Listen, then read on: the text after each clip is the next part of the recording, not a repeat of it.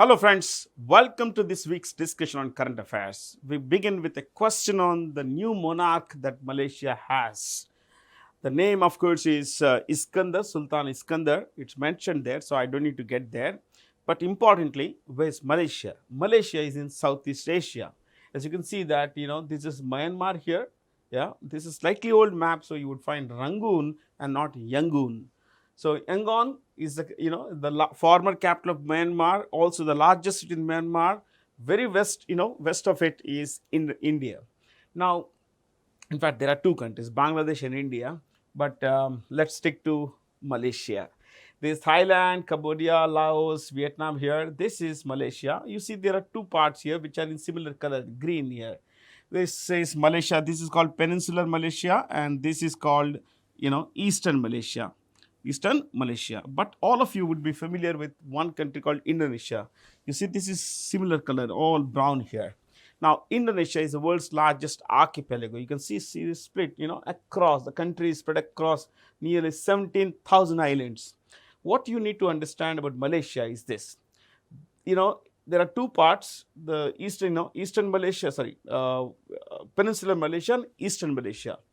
Now, in the, Eastern Malaysia or East Malaysia, within the Malaysian portion, there is a tiny country, a tiny kingdom called Brunei. The southern part of this island, and what is this island called? The island is called Borneo. The island is called Borneo. This island of Borneo is the third largest in the world. The largest is Greenland, as you know. The second is the island here, you can see here in the far end of the map.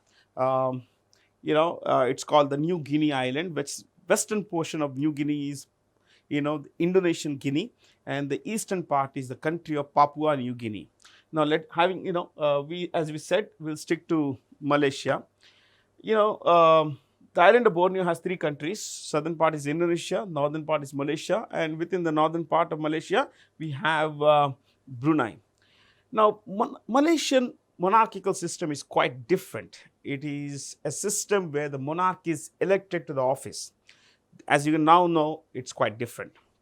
Now, there is no inheritance here. There is no hereditary system. There is a council of rulers. In Malaysia, there are 9 independent states. When I say 9 independent, I'm talking of 9 independent small kingdoms. Now, they form a council of rulers. These council of rulers comprising 9 members elect one of them as the head of the country, as the new king. So this guy this time had taken the office, Ibrahim Iskandar. Okay, so that's Malaysia for you and the new monarchical system. This is Indonesia, and you can see here this is Nicobar Islands. Nicobar Islands are closer to Indonesia than to other parts of India. So, this is the Strait of Malacca, Malacca, Malacca. A strait is a narrow channel of water that separates two land bodies. So here you see this, land bodies. One is island, the other is peninsula. This is the strait here. Now, at the tip of the Malaysian peninsula, you would find Singapore. This is Singapore here. Okay, it's a very tiny place, of course, about 758 square kilometers kind of place. And here is Australia. This is in yellow. I just kept that for reference so that you would know where is this, entire region. Now, what should you know about these countries? I think I will stick to basic facts here. The capitals, for a change. In this video talk, we will discuss only capitals. We will not look at the leadership, the political leadership. Like Indonesia's capital is Jakarta, Jakar, Jakar. This is Jakarta here. But the capital of Jakarta is most likely, will be moved from Jakarta, that is moved from this city to a place called Nusantara. Nusantara. So where is this Nusantara? Nusantara is likely to be, is here actually in this portion on the island of Borneo. In Indonesia, the Indonesian part of Borneo is called Kalimantan. Kalimantan. So in the Kalimantan state, Nusantara is located, and that, ladies and gentlemen, is going to be the new capital of Indonesia.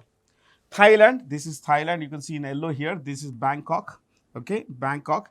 Brunei's capital is Bandar Seri Begawan. Bandar Bandar is an Arabic word which means port. Bandar Seri Begawan.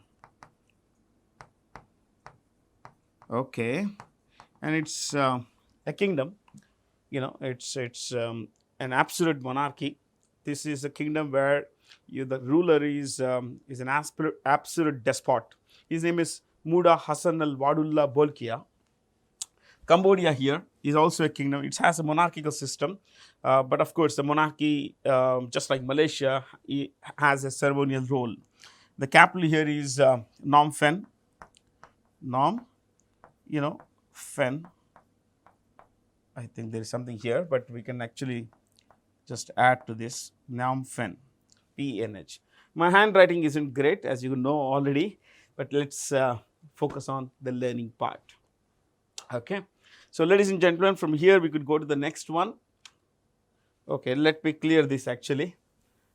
It's come from this previous screen. It's a screen-based writing. So, this is the snow leopard, and there has been a census of snow leopards, and this census says that 477 are in one particular union territorial state, where it says it's in Ladakh. Now, where exactly in Ladakh? In a place called Hemis. What is it? Hemis National Park. Hemis National Park. Hemis National Park is India's biggest national park. It's about 4,400 square kilometer big. It's completely located in Ladakh, and it's famous, world famous for its snow leopards. There is said to be less than 10,000 snow leopards now. You know what's a snow leopard also called? The snow leopard is also called ounce. What is it? Ounce. Fair? So that's a bit about it. And one more thing, Hemis is not just the biggest national park in India. It is also, ladies and gentlemen, it's also the northernmost. It's the only one located north of Himalayas. North of Himalayas. Now, Jammu and Kashmir, Ladakh, see, these are two union territories. The other three are states. Just to bring in something, Jammu and Kashmir's capital, of course, has two capitals. One is Srinagar, the other is Jammu. Ladakh is Leh. Uttarakhand, is home to the oldest national park India has. What is the national park of, what national park would you put in Uttarakhand? We'll put the Corbett National Park. The Corbett National Park. Okay. It was started in 1936. Arunachal Pradesh, there is Dachigam, and then see, in Arunachal Pradesh you would find Nam Dhapa. Nam Dhapa. I'm just talking of national parks, and I think they will stick to some 2-3 choices, not all, of course. Let's clear this again. When you learn about national parks, please make sure that you learn about also the main animal that the habitat is known for. Okay. The International Monetary Fund has come up with growth numbers for economies all over the world, of course, global economy as well. And it says that India is like, global growth is subject to, of course, it's likely to grow at 3.1%, 3.1% in 2023, 24, and 3.2% in, 2025. Is this likely to happen? See, all these are guesstimates. Now, what might happen tomorrow is not easy to predict. In fact, what cannot be predicted is the risk. Okay. Now, what we also need to budget for is that there are a lot of variables, a lot of factors that we have to budget for when we predict this kind of growth. Like, for example, the conflicts in Russia, in Israel, West Asia, and Russia. So the Russian-Ukrainian war has been dragging on for a little over a year now. Then there is the Israel-Hamas war, which is more likely to ensnare regional participants like the Hezbollah in Lebanon, Iran, the Iraq, the Iran pro-Iran militias in Iraq and Syria. So it is likely that things could go out of hand. Then the Red Sea attacks by the Houthi rebels supported by Iran. Now, if the attacks persist, there could be a disruption in supply chains, and that could push up prices. If inflation comes about because of supply chain issues, that is supply chain issues, would lead to lower supply. That could mean that prices go up, inflation comes about, interest rates are raised by central banks, and that could mean that monetary tightening would mean that your loan payments, you know, would be on the higher side because you have to pay higher interest, and that also means that there is less money available for spending elsewhere. So the overall demand for goods and services may decrease, and that, ladies and gentlemen, could bring growth down. And not just this, if you look at the political stability factor here, in America there could be political instability. Now, if there is no conclusive winner in the 2024 November election, presidential election, or there is a disagreement as to who is the winner, basically, it's so unlikely. You need to budget for all these things. And the 2024 May general election in India, what if there is a coalition and it does not secure enough seats? So there could be political instability. That could mean there will be uncertainty. If there is uncertainty, there is policy making suffers, and when policy making suffers, we have all kinds of instability, economic, political, and everything else comes about from that. So we need to be careful when we talk about, okay, we are likely to grow at this rate. We may or may not, basically. Okay, so things are likely to be more difficult than we anticipate or we believe they are likely to be. See, at the beginning of 2020, no one budgeted for the COVID. Okay, at the beginning of 2021, no one budgeted for the Russia war. Beginning of this last calendar year, no one thought of the Israel-Hamas attack. So a lot of variables, lot of risks associated with growth rate predictions. But who is a guy who runs the show at IMF in terms of the economy? The chief economist is a guy called Paul Olivier. I'm so sorry. Oh, so this is new to me, very, very new, but we'll get clear about it. Paul Olivier Gaurinchas is the chief economist of the IMF. Okay, Gaurinchas.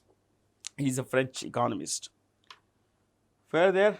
Let's go. Let's go ahead to the next question, guys. And before that, let's clear this. And what does it say? This is a tableau that won the best tableau award at the Republic Day function. The Republic Day parade, had a lot of tableaus that were presented by they're supported by different ministries, departments, wings of the government, and all that. So let's look at something here. This is the tableau called India, Bharat, Mother of Democracy, and this was sponsored by the Ministry of Culture, which is headed by Kishan Reddy, who also happens to be the Minister for Tourism. And he also heads a ministry for Northeast Development. So 3 ministries he heads: Culture, Tourism, and Northeast Development. Now, who is the Home Affairs Minister? Home Affairs Minister is Rajnath Singh. So I'm so sorry, Amit Shah. I'm so sorry for that. That was a goof up, man. Home Affairs is headed by Amit Shah. Agriculture, Arjun Munda. Agriculture and Farmers Welfare is a ministry headed by Arjun Munda. Coming to Defense, Rajnath Singh. I&B ministry is headed by Anurag Singh Thakur, who also heads another ministry called Youth Affairs and Sports. So Anurag Singh Thakur heads 2 ministries, I&B plus Youth Affairs and Sports. We mentioned Amit Shah a while ago. Amit Shah also heads another ministry called the Ministry of Cooperation.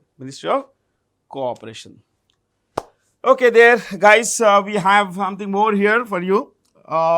Emmanuel Macron was the chief guest at the Republic Day function, and as you know, he's the president of France.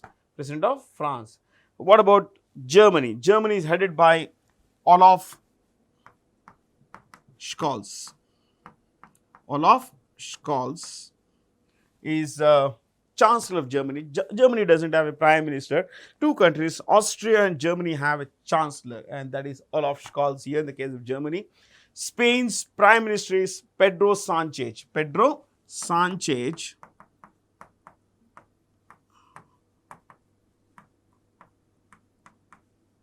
Okay. Portugal has a president, Prime Minister also. The president is Rebelo de Sousa. Rebelo de Sousa. Belgium, it's a constitutional monarchy. They have a parliamentary system as well as a monarchy at the the monarch as the head of the country. And Belgium is headed by the Prime Minister is Alexander De Croo. Alexander De Croo. This is the name of the Prime Minister there. Alexander De Croo. Okay. Then we will clear this before we go anywhere. Okay. European countries, India and France have had a long, deep strategic relationship. We have a deep French, defense relationship with them. We have bought submarines from them. We have bought fighter aircraft like Rafale from them. The Scorpion submarine system comes from, France. Okay, there we go. Which automobile manufacturer has sold more number of vehicles than any other in the world? This is the logo, as you know, of Toyota Motors. This is Toyota Motor logo, and this is the world's largest automobile company. This is headed by a guy called, Koji Sato. Toyota is headed by Koji Sato.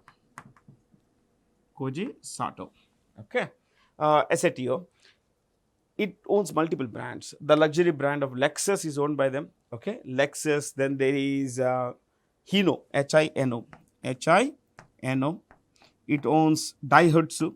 You must be familiar with this brand. It's not there in India, but if you are familiar, this is Daihatsu, Hino, Toyota itself, then Lexus, which is their luxury brand. Okay. What about the choices here? Volkswagen, it's the world's second largest group. The name comes, it's a German company. In Germany, Volks means people, Wagen means car. So people's car. It's headquartered in a place called,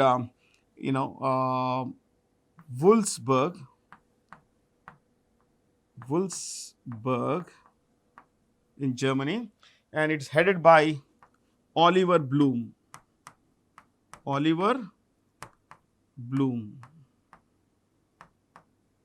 Okay. What you should know about Volkswagen Group? Oh, it owns a lot of companies. And by the way, it's pronounced with an F. It's not V. V is pronounced with an F, so it's Volkswagen, people's car. When you say hello folks, it means hello people. Okay. It owns brands like Skoda, Skoda, Skoda. How do you pronounce it? Skoda. You have Lamborghini, you have Porsche, you have Seat, SEAT, Scania. You must have seen Jeep, sorry, no, not Jeep, what is that? Audi, AUDI. So they own all these brands, my friends. Okay. You must be familiar with Bentley, Bugatti, all are owned by Volkswagen. Ford Motor, it's an American company. It's a pretty large company, sixth biggest in the world, but not as big as any of the companies, like the other companies, in fact. Okay. Ford Motors is headed by Jim Farley. That's the CEO's name. And it's headquartered in a place called Dearborn. Dearborn is a town in the American state of Michigan. You must be familiar with this luxury brand called Lincoln. So they own Lincoln as well. So one more thing. You see the logo of Ford, there is the cursive writing of Ford in a blue background. It's called blue oval. It's blue in color and oval shaped. That's why it's called blue oval. Okay, that's Ford, the sixth biggest automobile maker in the world. And coming to Hyundai. Hyundai is, it's a South Korean company. It's headquartered in Seoul, which is in which is the capital of South Korea, and it's headed by Chung Yusun. Okay, Chung Yusun.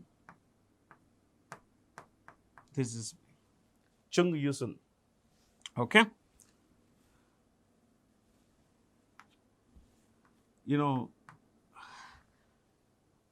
as it is, the names are tough to write and spell as well. To write it on a screen like this is even tougher for a folk like me, because this is the first time we have come. As you know, all our classes have been, in sit-down sessions, and this is slightly different. But it's good. Change is good because it makes for a lot more interactive session here. Kia Motors is owned by them. Ionic, which is their electric vehicle division. You must be familiar with their with their luxury brand called Genesis. Okay. Now, General Motors is at one time, for a long time, it was the world's biggest automobile maker. General Motors is, head office. Its head office is in a place called Detroit, which, as you know, is in America. It's also called once upon a time it was called the automobile capital of the world. No longer it is, and it's headed by Mary Barra. Mary Barra.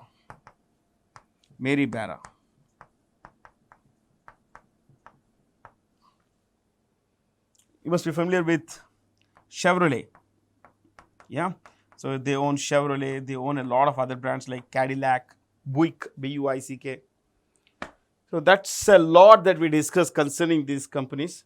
And Hyundai, we also mentioned that Kia is owned by them. Kia is owned by these guys. Okay. So Kia is owned by them. There is one company, that we did not discuss, which is not, of course, now a part of this. But I would suggest you find a little more about Stellantis. Stellantis. What's Stellantis? Stellantis is this,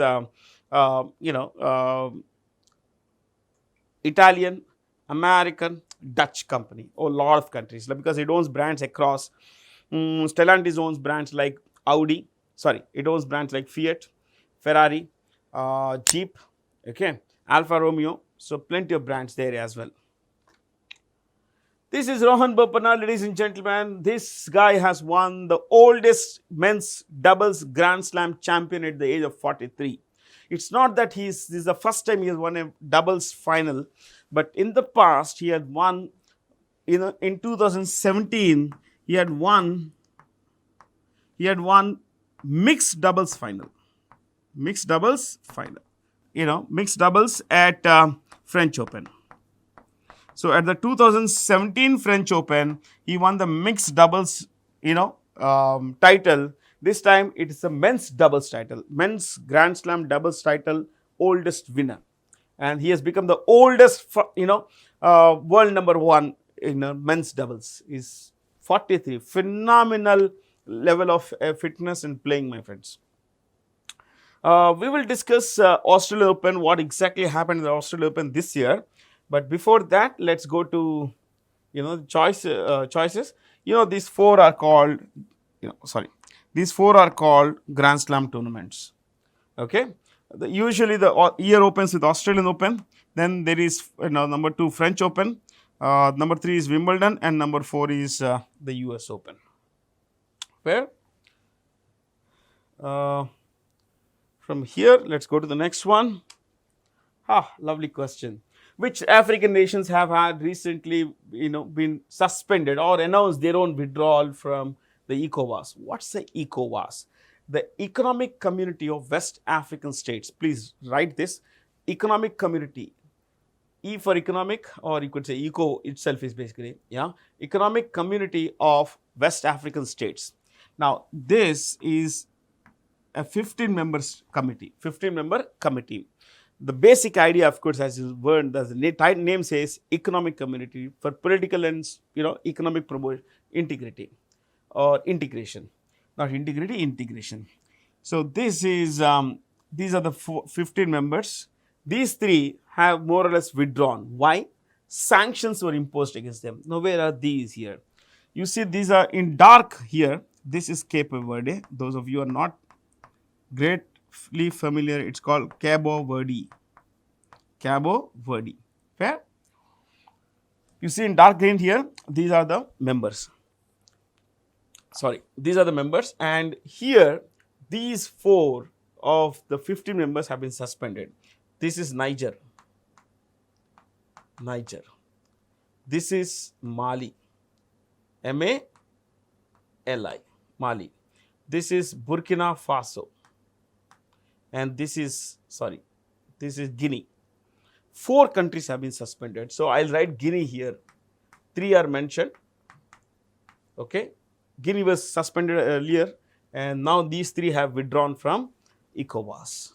These 3 countries say that, just because we have had military coups, we have had a change in government where we removed democratically elected leaders from power because they were corrupt, because they were anti-people, because they were they were doing everything that to destroy democracy in our countries, doesn't mean that you could throw us out. So Mali, Niger and Burkina Faso have had military coups, COUPS coups, okay, and that's why they were suspended. Sanctions are imposed against them, but now they say we leave this. Though the ECOWAS has not accepted the unilateral withdrawal, they say that we are negotiating with these 3 members. Let's see where it goes. And who is the head of the ECOWAS? Omar Touré of the country of Gambia. He is from Gambia. Now you may wonder, where is Gambia? You see here this worm-like thing here. This worm-like thing. Okay, this is Gambia. This is the country of Senegal. Within this, there is a worm-like thing, and that, ladies and gentlemen, is Gambia. GAMBIA, Gambia. This one here. Okay. This Gambia. See, such a small country, my friends. Such a small country. By the way, those of you not greatly familiar, this is called, the North Africa is called Maghreb. North Africa is called Maghreb. This is called Sahel region, SAHEL, and below the Sahara, all this area is called Sub-Sahara. Sub-Sahara. See, the idea is to become familiar. You don't have to remember everything, but to become familiar with all these things. It's good to learn, my friends.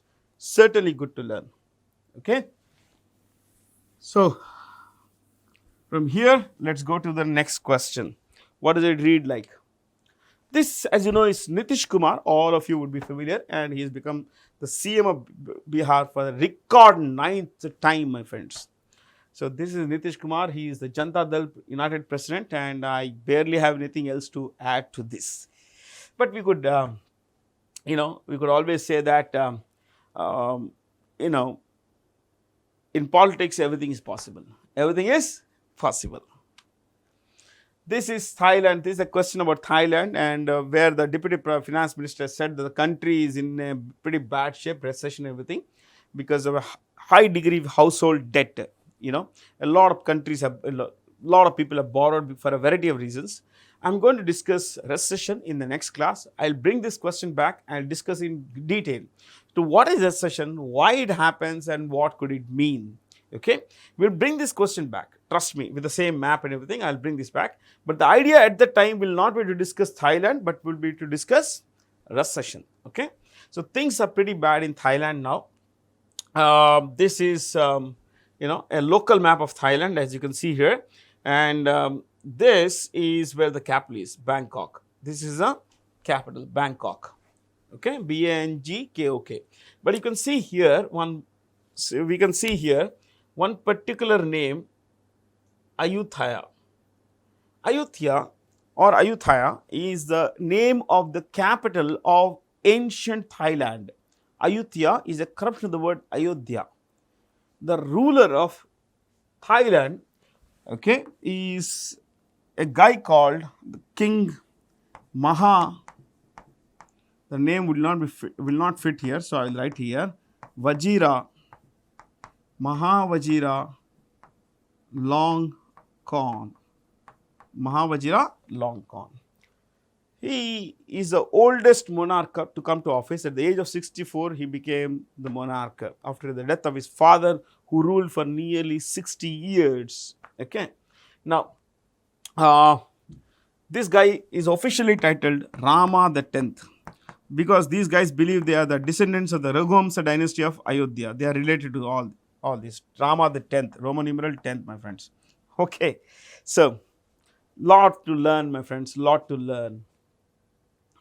I'll bring this back, and as I said, we'll discuss this in great detail. Okay. This is, oh yeah, we need to clear the screen. And what we need to know is that this is Jannik Sinner. Jannik Sinner is, the winner of the men's singles title at the Australian Open 2024. He's an Italian, and this is his first major title, first major Grand Slam title. And what you need to know is that he defeated, who did he defeat? Sinner defeated, Sinner defeated Daniil Medvedev, Daniil Medvedev of Russia, So while he is Italian, he defeated a Russian called Medvedev. Okay. So what about the women's singles title? The women's singles title was won by winner, I would say, Aryna Sabalenka.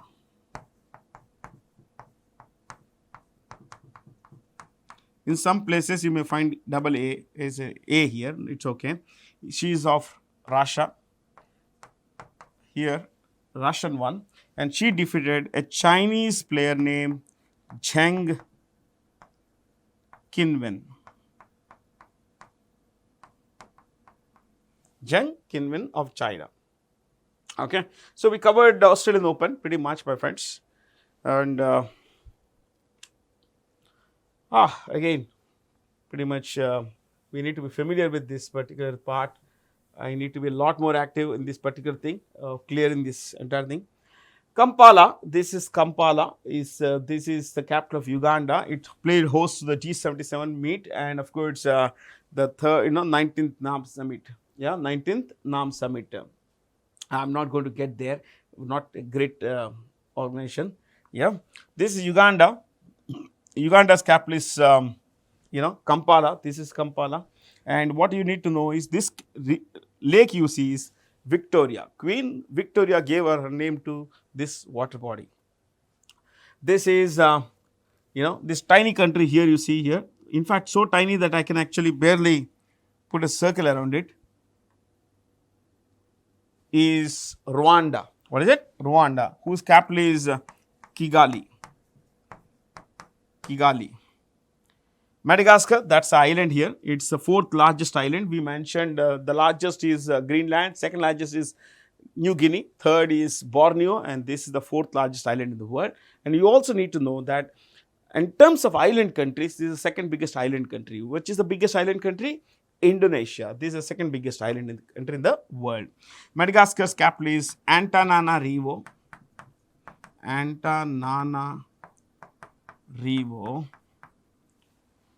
Kenya, this is Kenya here in orange. Nairobi.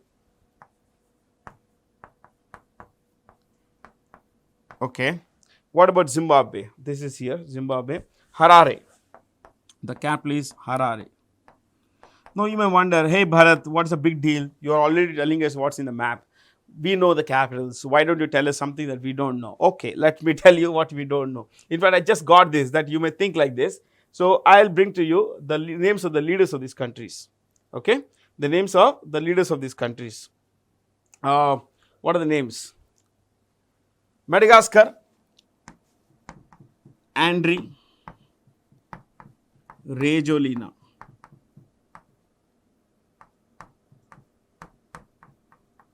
Okay, Andry Rajoelina. Rwanda, Paul Kagame.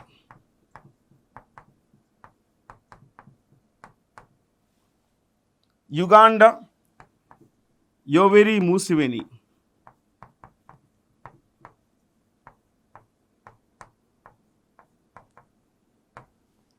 Kenya, William Ruto.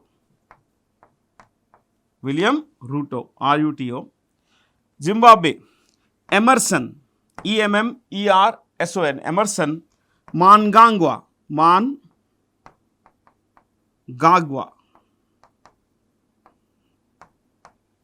Okay, this is it. So we can always learn, guys. We can always learn. It's about, how interested are we in learning and how comfortable are we learning. Okay, so so much to learn, my friends. Absolutely so much. In this map, you see this country here, Lesotho. It's surrounded by South Africa on all sides. Yeah, such a country which is surrounded by another country on all sides is called enclave. What is it called? Enclave. Pronounced enclave, written enclave. A territory surrounded by another territory on all sides is called enclave. Fair, guys? Okay, then from here, let's move. Let's move to other things like, what's left in the PPT. Our discussion rather. This is not clearing. Never mind. The 11th edition of the Joint Special Forces Operation, Exercise Khanjar. It took place in Himachal Pradesh, and see, I'm not going to read the entire question. To read the entire question would be to abuse your intelligence. You can read what's already there. So I'm only going to add value. And apart from India, which other country participated? It is Kyrgyzstan. Where is Kyrgyzstan? It is where it is, but here it is. Okay, this is Kyrgyzstan. India. And you can see that Afghanistan and Afghanistan share a small boundary here. This is about 108 kilometer long boundary. This is the boundary. 108 kilometers here. Okay. And the capitals, we'll just stick to capitals. This is Turkmenistan, one of the most isolated countries in the world. This country is run from a place called Ashgabat. The leader of this country is the dictator Sardar Berdi Muhammadov. Do not worry too much about the spelling. Okay. You don't really need to know, but since I named Berdi Muhammadov, in some places, you may not find the K here. Do not worry too much about it. Okay. So, Berdi Muhammadov. And what about Afghanistan? This, ladies and gentlemen, is Afghanistan. The capital, as you know, is Kabul. Kazakhstan. Oh my God, this is a pretty large country. Huge country. In fact, it is the 9th largest country in the world. And ladies and gentlemen, what you need to know is it's also the biggest landlocked country in the world. It is surrounded by, territories on all of its sides, and it has no access to the sea. Now you may wonder, hey Bharat, it has access to the, this sea, Aral Sea, there is Caspian Sea. We are not talking about inland seas, okay? So Kazakhstan is the world's biggest landlocked country, and its capital is Astana. What is it? Astana. This is Kyrgyzstan, whose capital is Bishkek. What is it? Bishkek. Uzbekistan. This is Uzbekistan, and as most of you would be familiar with this place called Tashkent. I'm writing in the end of the board, but anyway, you would be familiar with the spelling. Okay. So Tashkent here. I will not go that far, my friends, from now on. Let's stick to some basic aspects and okay. Central Asia. From Central Asia, let's go to another part of the world. Which African nation has rolled out the world's first malaria vaccine? And ladies and gentlemen, this malaria vaccine is the first one to be rolled out, approved by the WHO for, for children. And Cameroon, this is a tiny country of Cameroon here, not exactly very tiny. In a local map, it looks big, but otherwise it's just not a very big country. Cameroon's capital is Yaoundé. Here it's mentioned. I'm not going to there. The president is a guy called Paul Biya, 82 years old. B-I-Y-A, Paul Biya. And why that's not important? It's all mentioned here. The Republic of Congo. This is the Republic of Congo. This is the Democratic Republic of Congo. This one here. This is the Republic of Congo. And the funny thing is, the river Congo, this is the river Congo, okay, this is the border. The border is where the river Congo is, and or where the river is, the border is.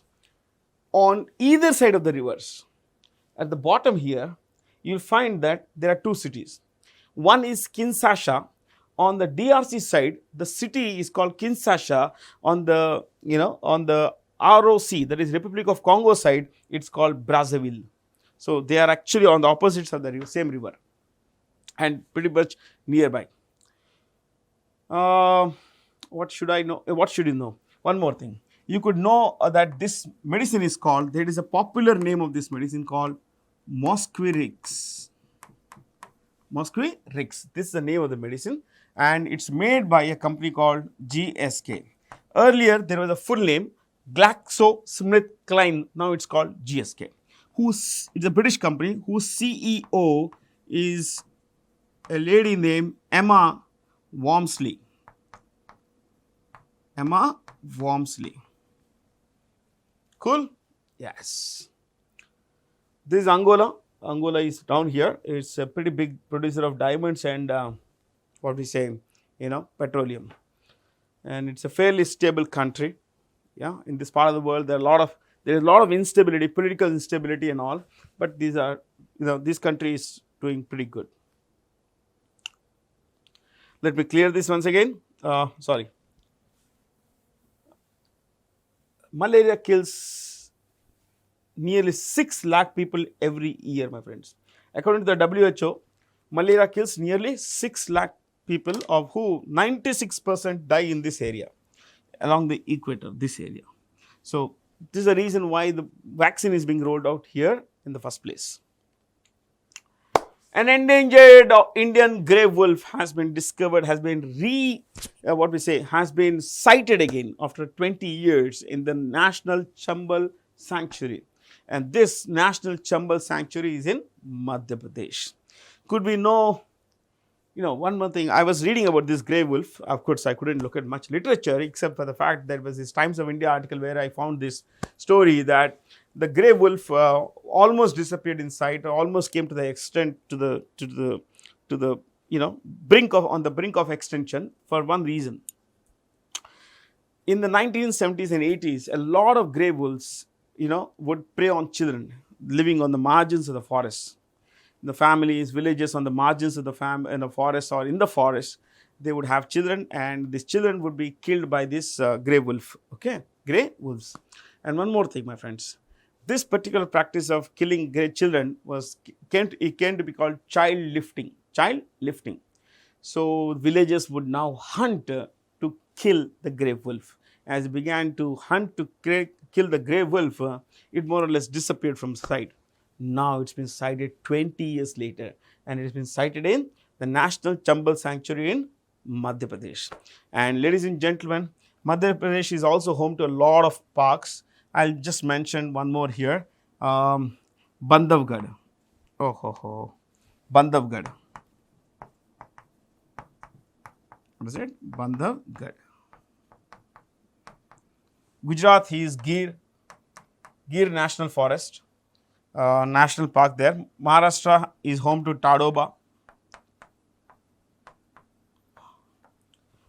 Bihar, you could say Valmiki National Park. Okay, chalo. India has plenty of national parks, and some of these, like Madhya Pradesh, has many more than Bandhavgarh and Kanha. They have Pench, which is spread across Maharashtra and Madhya Pradesh, of course. Okay. Elon Musk has started many companies. He started one particular company. Now that has a focus on implanting chips in the brain, so that if people lack certain functions in their body, the functions could be restored with the help of these chips in the body, in the brain. Like someone's lost a capacity to move their arms, their limbs, everything. The chip could restore these functions. So it's advanced stuff. It's actually happening now, and the company is Neuralink. What is it? Neuralink. Elon Musk has started a lot of companies, like he started SpaceX, which is, we call it SpaceX, but it is Space Exploration Agency Corporation, Space Exploration Corporation.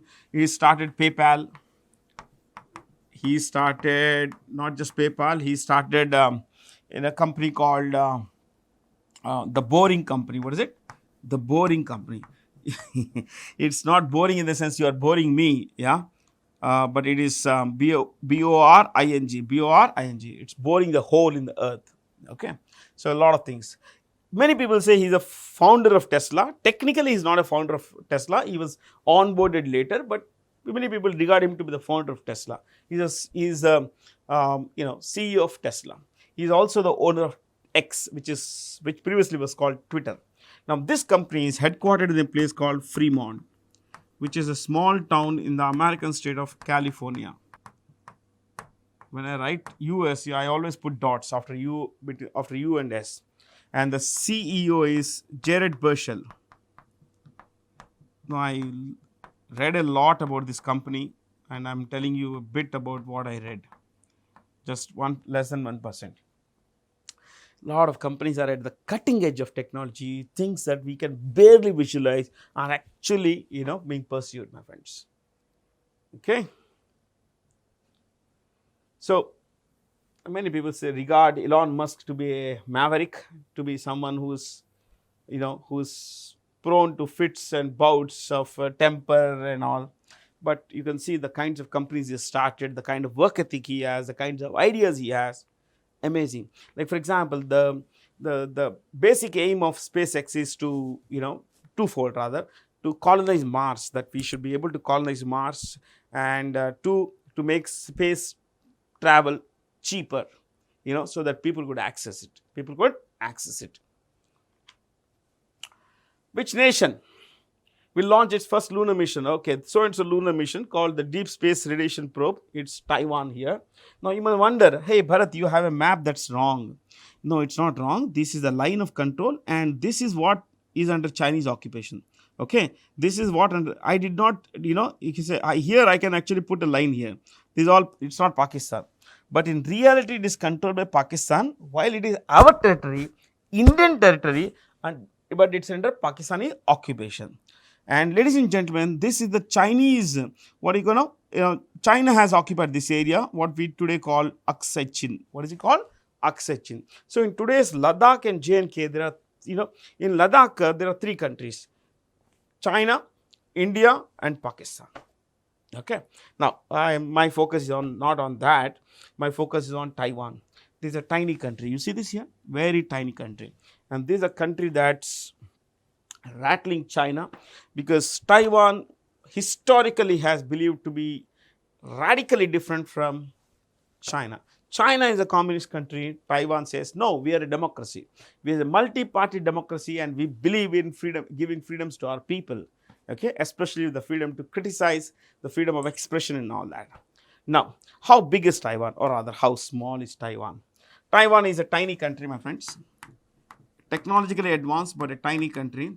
This country is about 36,000 square kilometer big. To be exact, 36,183 square kilometers, but let's make it 36,000. And of which there are 168 islands. 36,000 square kilometers spread across 168 islands. The population is about 2.4 crore. And this is located, you see the gap here? This is the Taiwan Strait, and this is located about 180 kilometers from mainland China. Okay, mainland China. The new president is a guy called Lai Ching-te. That's a new president. He is coming to office after Tsai Ing-wen leaves. She's going to leave in a few weeks. Okay. New president, outgoing president. So, companies like Acer, Taiwan Semiconductor Manufacturing Company, some of the world's most advanced technology companies are headquartered here. You must be familiar with Foxconn, Foxconn, which makes iPhones for Apple. Please remember, Foxconn is from Taiwan. Okay, it's the world's largest maker of. It's the world's largest contract maker of electronic devices. Fair? That's a little about China, my friends. Sorry, Taiwan. Uh, but the Chinese would be happy that I said that's a little about China, because they say that Taiwan is theirs. Taiwan is theirs. Okay. Let's go to the next one. The National Institute of Oceanography is come up with a new vehicle, submersible and all that. And it's already mentioned, but where is this located? Where is the National Institute of Oceanography? It's in Goa, my friends. It's in Goa. Okay, it's in Goa. Yeah, it's in Goa. You see this Goa here? Goa is the smallest state in India by area. The smallest state in India by area. It's about 3,700 square kilometers, and by population, the second smallest by population. Smallest is Sikkim.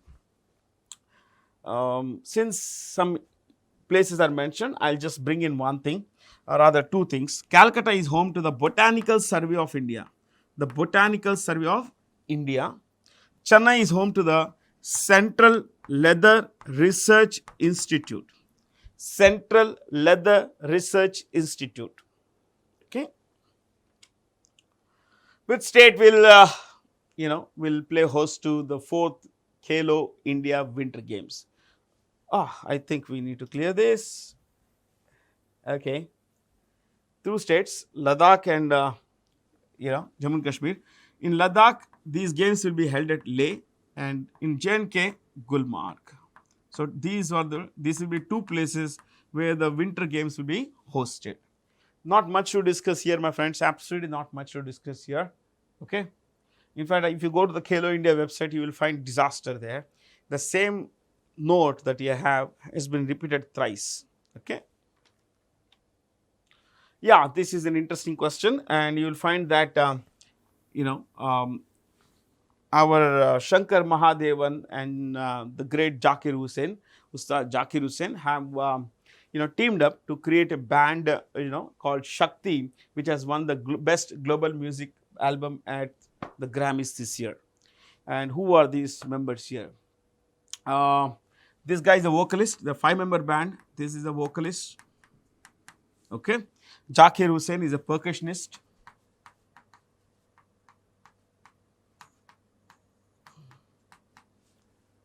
John, guitarist. Salva Ganeshan, if I'm not wrong, Salva Ganeshan is also is a violinist. No, he is a percussionist. I'm sorry. It's always confusing because this is the first time actually I've heard of them, and it's spelled here. Ganeshan is a violinist. I have not heard this, so I plan to hear them and play this album so that I can become that much more familiar with their work, my friends. Shankar Mahadevan is world famous for its song Breathless. Breathless, isn't it? And of course, we all know the great Zakir Hussain, Ustad Zakir Hussain, and his mentor, Ustad Allah Rakha. Nirmala Sitharaman, Finance Minister of India, has said that India has received nearly $600 billion of FDI. Nearly $600 billion of FDI. So what should you know about this? We all know that FDI is the capital invested by a foreign company in India. We are talking of only India, or let's take a general definition. FDI is a capital invested by a foreign company in the domestic economy, either through a joint venture or through a wholly owned subsidiary. Let me repeat. FDI is the capital invested by a foreign company invested by a foreign company in the domestic economy, either through a joint venture or through a wholly owned subsidiary. Now, if it's a joint venture, FDI is less than 100%. 100%. When it comes to wholly owned subsidiary, it's 100%. Like in telecom, it's 100%. Telecom, single brand retail, wholesale trading, all have 100% FDI. Okay. When it comes to, let's say, insurance. Sorry, guys. Yeah. Insurance, it is 74%. If it's airlines, it is 49%. If it's news and current affairs media, it is 26%. It is private sector banking, it is 74%. So 74% insurance and private sector banking, airlines 49%, news and current affairs media 26%, public sector banking 20%. So the limits vary between sectors, but more or less, these are some examples here for you. Okay.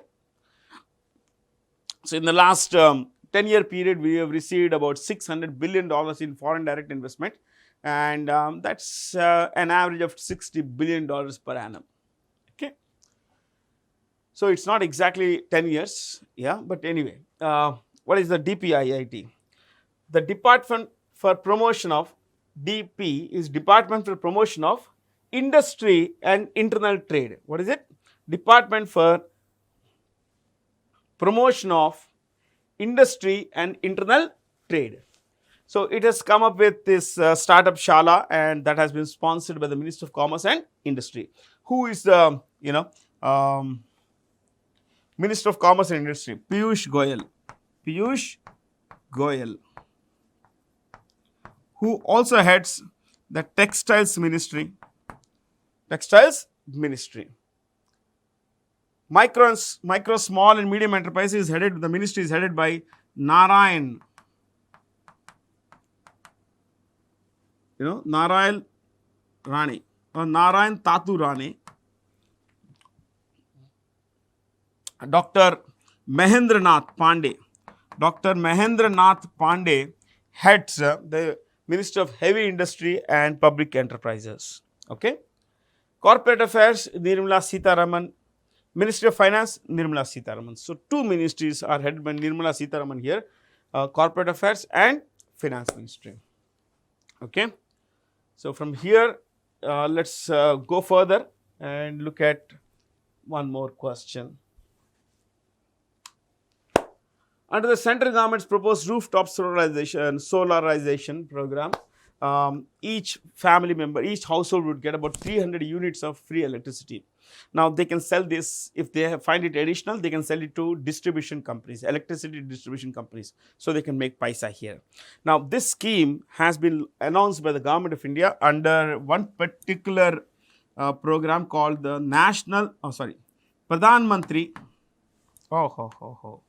Pradhan Mantri Suryodaya,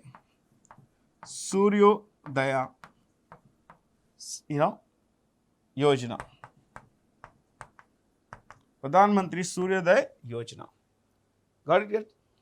So this was announced on, this particular thing was announced on the 22nd of January and formalized in the budget by the Finance Minister Nirmala Sitharaman, that households would get free electricity up to 300 units, and rooftop solar installations carry photovoltaic panels and everything, they will be subsidized by the Government of India.